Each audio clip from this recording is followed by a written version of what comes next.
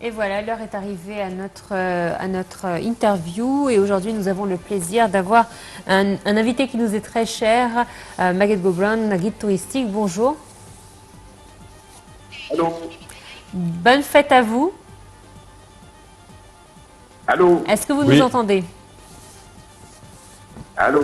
Oui, est-ce que vous nous entendez? Oui, je vous entends. Est-ce que vous m'entendez? Oui, vous très bien. Bonne fête à vous. Merci, c'est bien de commencer la nouvelle année avec vous. Ah oui, c'est ça, c'est ce qu'on se disait, un invité qui nous est cher et voilà, on commence cette année avec vous et ça nous fait plaisir, ça faisait très longtemps.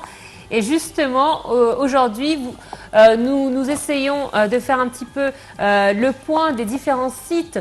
On essaye d'être en accord avec l'actualité et c'est vrai qu'à l'occasion du Noël copte orthodoxe, nous avons voulu faire un petit panorama, un petit aperçu des différents sites justement qui ont attrait ou qui sont reliés directement par la religion chrétienne orthodoxe. Et c'est vrai qu'on a cité différents lieux, différents sites. Les plus beaux, malheureusement, restent les plus éloignés. Certains sont plus éloignés. On en a énormément en Haute-Égypte, des monastères qui font partie des plus beaux au monde. Pour vous, quel est votre site préféré?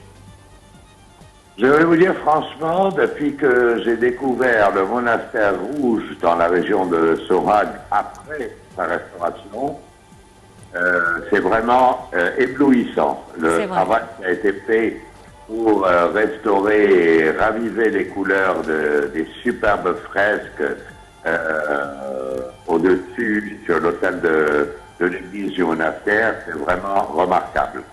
Et il y a, juste à côté, il y a le monastère blanc qui est très intéressant également. Ils sont à peine moins d'1 kilomètre de distance l'un de l'autre. Le monastère blanc est impressionnant, lui aussi, mais moins vraiment que le monastère rouge. Enfin, ce sont les deux monastères de la région de Sohag, en Haute-Égypte, justement, comme vous dites. oui. Monsieur Maguette, bonjour.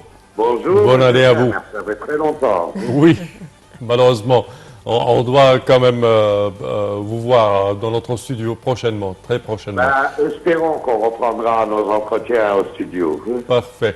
Alors, quand on parle des stations, premièrement, les plus connues du refuge de la Sainte Famille en Égypte, on parle certainement à commencer par le Caire, mais le Delta également, il y avait des stations, Sinaï, le nord du Sinaï. Si vous pouvez un tout petit peu nous relater les endroits où est passée la Sainte Famille. Bien sûr, en provenance de Jérusalem, ils ont obligatoirement traversé la péninsule du Sinaï pour arriver en Égypte.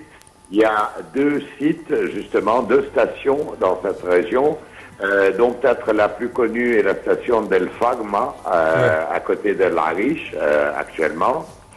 Et ensuite, ils se sont introduits en Égypte, se sont orientés vers ce qu'était à l'époque Memphis, toute proche du Caire aujourd'hui. Oui. Et donc, ils ont séjourné dans plusieurs sites au Caire. Bien sûr, il y a l'église Saint-Serge au Vieux-Caire. Il y a l'église de Har el-Zawela également dans le quartier actuel d'El Moski. Il y a l'église de la Esbaouia qui est proche de la rue Gomrouia. Et puis, ils ont fait un itinéraire dans le delta. Ils sont partis vers le nord. Ils sont passés par Matareia aussi, à côté du quartier d'Héliopolis, l'ancienne Oun, qui était le centre de culte du dieu solaire en Égypte ancienne, dans la région de Zaytoun. Et ensuite, ils ont fait un itinéraire un peu farfelu, je dirais, dans le delta. Mais ce qu'il faut comprendre, c'est que justement cet itinéraire était voulu.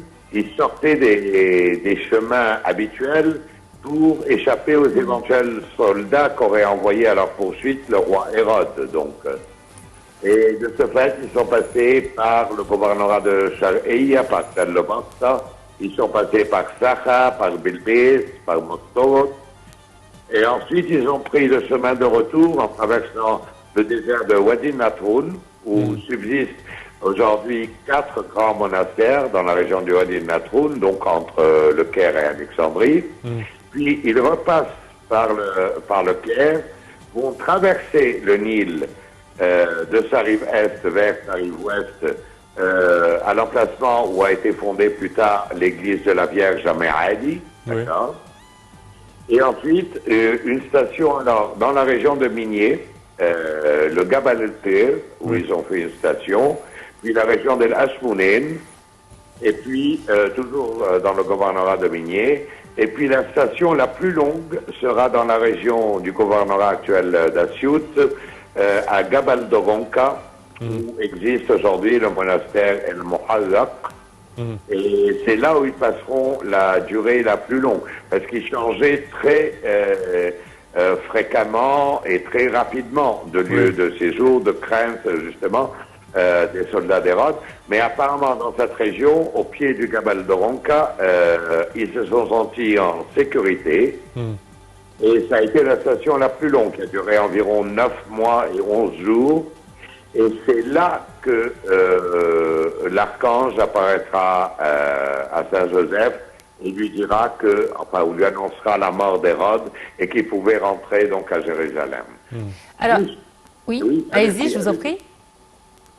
J'allais vous demander, est-ce que le pèlerinage ou l'itinéraire qu'a entrepris la Sainte Famille est aujourd'hui un pèlerinage qui se fait tout en entier ou de manière partielle? Et quand est-ce qu'il se fait ce pèlerinage? Non, alors il y a bien sûr la célébration de l'entrée en Égypte, donc que célèbre l'Église copte parmi ces fêtes. Je ne m'en rappelle pas la date exacte, mais je crois que c'est aux alentours du mois de juillet, d'accord, il y a une grande fête. Mais ça se passe essentiellement, la plus grande célébration, c'est justement dans le monastère d'El Mahallaq, dans la région d'Assiout, et également celui de Doronka, donc qui est au sud d'Assiout, alors que le Mahallaq est au nord d'Assiout, car ils ont dû, après justement l'annonce de la mort d'Hérode, et qui pouvaient rentrer à Jérusalem. La raison pour laquelle ils ont été encore un peu plus au sud, alors que normalement ils auraient dû prendre le chemin du nord direct, c'est que les bateaux en partant pour Memphis partaient de Doronka. Donc ils ont dû faire une 60aine de kilomètres au sud juste pour prendre le bateau, et ce fut la 17e et dernière de leur station, de leur voyage aller. Et le voyage retour, apparemment, s'est effectué direct. Ils ont pris le bateau de la région d'Assiout, donc du site actuel de Doronka, jusqu'à Memphis, et puis ils ont continué direct jusqu'à Jérusalem, car ils n'avaient plus rien à craindre.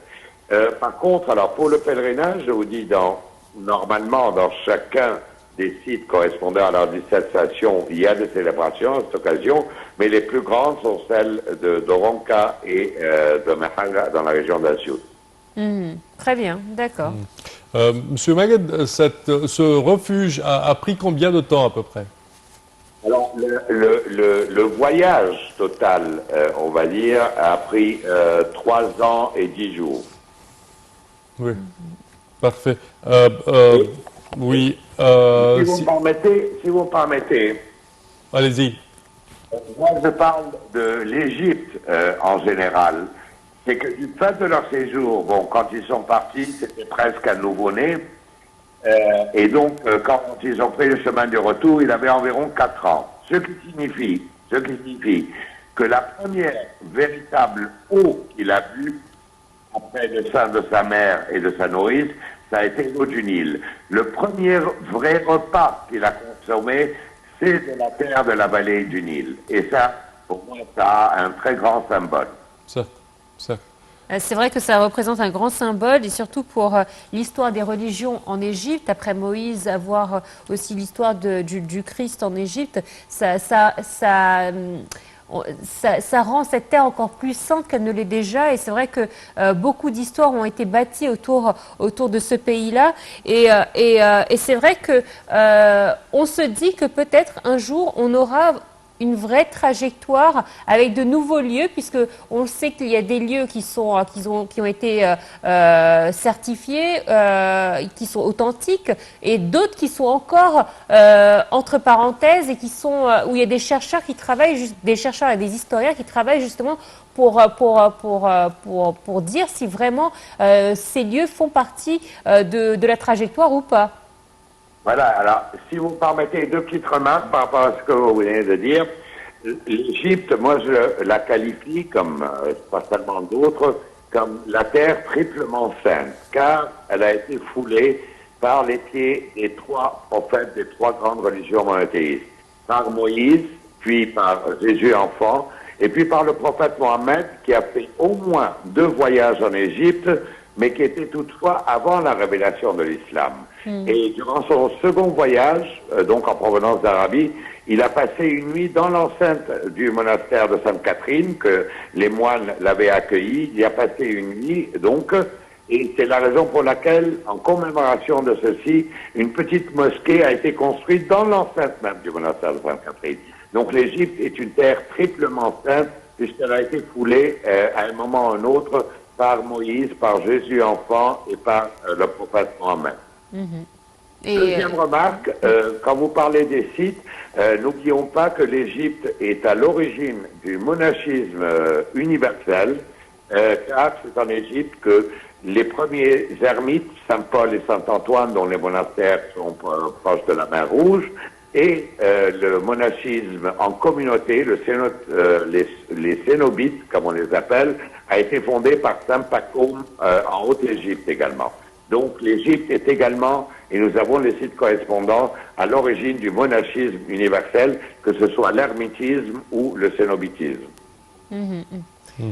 Monsieur Meghed, est-ce qu'on peut voir, certainement après que le trajet de la Sainte Famille soit bien marqué par des stations, est-ce qu'on peut voir que le trajet de Moïse soit marqué également avec ces stations, que ce soit dans la capitale ou en Sinaï? Alors, nous avons bien sûr le site le plus important, le site du miracle du buisson ardent, quand Dieu s'adressa à Moïse et lui donna l'ordre de retourner en Égypte, parce qu'il avait fui l'Égypte. Vous savez, la vie de Moïse, c'est 40, 40, 40, 120 ans. Les 40 premières années de sa vie en Égypte, puis il fuit l'Égypte après avoir tué un noble égyptien qui martyrisait l'un de ses co-religionnaires, on va dire. Oui. Et donc il s'enfuit dans le Sinaï, il y passe 40 ans, il épousera l'une des filles du prêtre Képhérou, donc, et c'est là, au bout de 40 ans, que se passe le miracle du buisson ardent, et pour lequel l'impératrice Hélène, mère de l'empereur Constantin, va construire une petite chapelle et 2 siècles plus tard sera fondé le monastère de Sainte-Catherine. Par contre, il rentre en Égypte, il prend donc le peuple juif à sa suite, et les 40 dernières années de la vie de Moïse, c'est la traversée du désert au sens propre. Et nous avons quelques sites. Il y a un site donc au pied d'une falaise, donc dans le Sinaï, à quelques kilomètres du monastère de Sainte-Catherine. Et après, il terminera sa vie au sommet du mont Nebo en Jordanie. Il n'arrivera pas jusqu'à la terre promise, mais il la verra du haut du mont Nebo qui est en Jordanie. Mais par contre, alors les stations, nous avons simplement peut-être les sources de Moïse, comme elles sont appelées, donc à proximité de Rassed, où il jaillir donc de l'eau pour abreuver donc tous ceux qui l'avaient suivi dans cette fuite vers la terre promise. Mais à part ça, nous n'avons pas des stations. On en a quelques-unes, à peine 3 ou 4, mais nous n'avons pas un itinéraire aussi, comment dire, précis tel que le refuge de la Sainte Famille. Voilà, exactement, oui. C'est vrai que ça reste une histoire quand même, une partie de l'histoire qui reste floue. On a pas beaucoup d'éléments. Peut-être que les éléments religieux sont un petit peu plus importants, mais on n'a pas de traces réelles. Est-ce qu'il y en a par exemple dans les bas-reliefs? Est-ce que dans l'Égypte ancienne, on en a parlé? Non, alors il y a eu beaucoup de polémiques, on va dire, à ce sujet. Mais alors, nous n'avons d'abord, dans la documentation égyptienne ancienne, telle qu'elle existe aujourd'hui, comme vous disiez, il y aura encore peut-être des découvertes, le sol, ou plutôt le sous-sol de l'Égypte n'a pas encore révélé tous ses secrets, mais aujourd'hui, de par la documentation égyptienne ancienne, nous n'avons aucune évocation de cet événement. Et dans les textes religieux ou les textes bibliques, il y a justement le nom de Pharaon. Exactement. Sans préciser lequel. Or, Pharaon était à cette époque, nous sommes sûrement à l'époque du Nouvel Empire, mais lequel de ces pharaons? Certains ont parlé de Ramsès II, certains ont parlé de Meneptah. Maintenant, de nouvelles études pourraient mener à reculer de quelques siècles et que ça se serait passé vers la fin du XVIe, début du XVe siècle avant Jésus-Christ, non pas le XIIIe siècle. Mais tout ceci, comme vous dites, demeure encore flou. Nous n'avons pas de documentation précise à ce niveau-là, ni même de la véritable époque à laquelle cela s'est déroulé, quoi. Maguette Gaubrand, c'est toujours un plaisir de vous avoir. Je bois vos paroles quand vous parlez d'histoire. Merci à vous d'avoir été des nôtres ce matin. Bonne fête au pluriel. À vous et à tous vos proches, à vos familles, à votre famille, à vos amis. Et j'espère qu'on vous accueillera très prochainement sur notre plateau. Merci beaucoup et le plaisir est toujours partagé avec vous deux particulièrement et avec l'ICB en général. Merci à vous. Merci. Et voilà, c'est ainsi donc que prend fin cette édition. Merci de votre fidélité. Encore une fois, au nom de toute l'équipe de Night TV International, nous vous souhaitons de très bonnes fêtes et d'agréables moments en notre compagnie. Merci à toi, Sam. Merci, Noah. Merci, chers téléspectateurs. Et bonne suite au programme.